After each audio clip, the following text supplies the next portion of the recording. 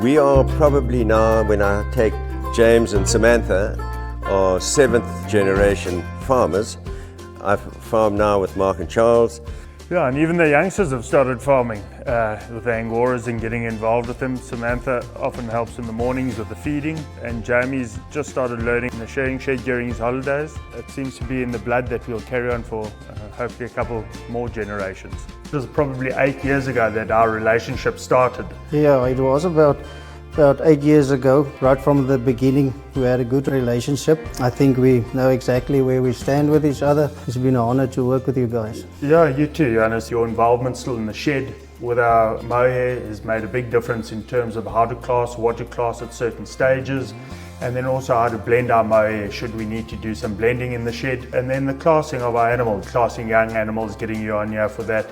I think farmers, we're all a little bit biased to our own animals and think we produce the best, and it's not always the case. So to have a professional like you involved with our business, who's really knowledgeable and really experienced in the field, is invaluable to us and to carry our business forward, you know, to keep improving our flocks and getting them to a stage that keeps up with what the market is wanting. I've just heard something that possibly you're a springback shearer or a springback classer. I'm not quite sure about that. Can you? No, a Protea or a Springbok classer. When I studied, we went for a little competition in Bloemfontein. From there, the first and second place winners on the wool classing side was picked to go and present South Africa in the World Championships in Norway. So yeah, I went there in 2008. Yeah, so brilliant, Johannes. I didn't know that. That's experience fantastic for me. Yeah. That must have been an unbelievable experience going through that. And that's the kind of experience and the kind of knowledge that we want to be part of, you know, and that's what you guys bring at House of Fibre. I don't know if you know about it, Johannes, but it happened probably 3-4 years ago, and we had a problem with our transporter that was taking our Mohair down to Port Elizabeth. They had a breakdown and then a thunderstorm, and they had to park the truck under cover to get out the rain, and eventually they got going here at 4 o'clock. In the meantime, I'd been keeping Elrin up to date with what was happening, and he said no problem at all. I said, but they're probably going to arrive there at 6 o'clock. He said, that's fine, he'll make a plan. And in the end, I think they got there 7 or 8 o'clock at night, and Elrin made a plan, got there, opened up the truck, didn't have to wait. They'd offloaded the truck in half an hour, Elrin and his guys there in Port Elizabeth, and the truck could get back. But that's the kind of service we have got out of House of Fibre. They personalised. If you need something for your specific needs, they'll help you.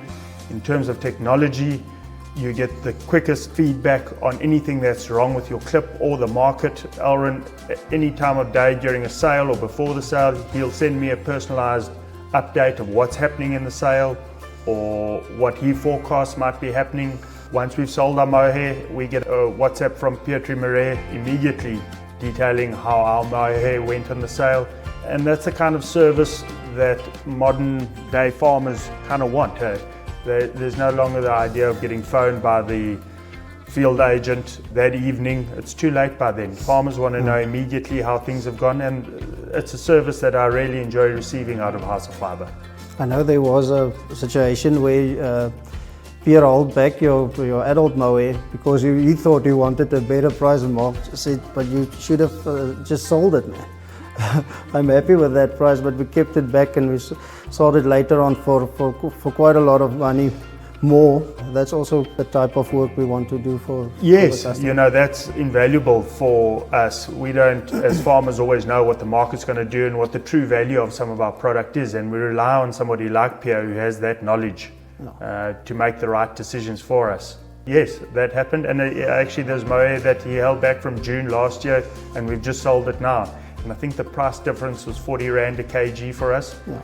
And guys, that's a lot of money in difficult circumstances for a farmer nowadays. Yeah, Johannes, you know, the future of House of Fibre and the future of young farmers, I think their relationship is extremely important. Long gone are the days, as I've alluded to earlier, that things happen slowly and the old way of doing things. And I think with the new generation that you've got at House of Fibre there, it's the way that farmers want to work. They need instant information. Pierre's report that he sends out after a sale where it's personalised, you know, he's talking to you. Those kind of things make such a difference. They're two young guys that I get on really well there with Preston. who's in the accounts department, and Elrin, I had an incident where there was a problem with payment. It was a quick phone call to Preston, and within an hour it was sorted. When things are resolved that quickly, there's no longer a queue or wait and so-and-so's got to approve it. That doesn't happen, it happens instantly. The need to keep their clients happy is extremely important, and they make sure that happens. Yeah.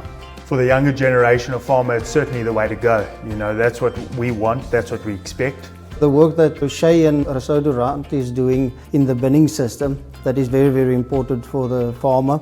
Yeah, they're doing a magnificent job. You will see in the market report, there's always a House of Fibre bin showing up somewhere. Yeah, without a doubt there is. And that's important for us. We want the backing from all the people in the warehouse. We want them to have our back. Yeah, that's absolutely what we got. Yeah.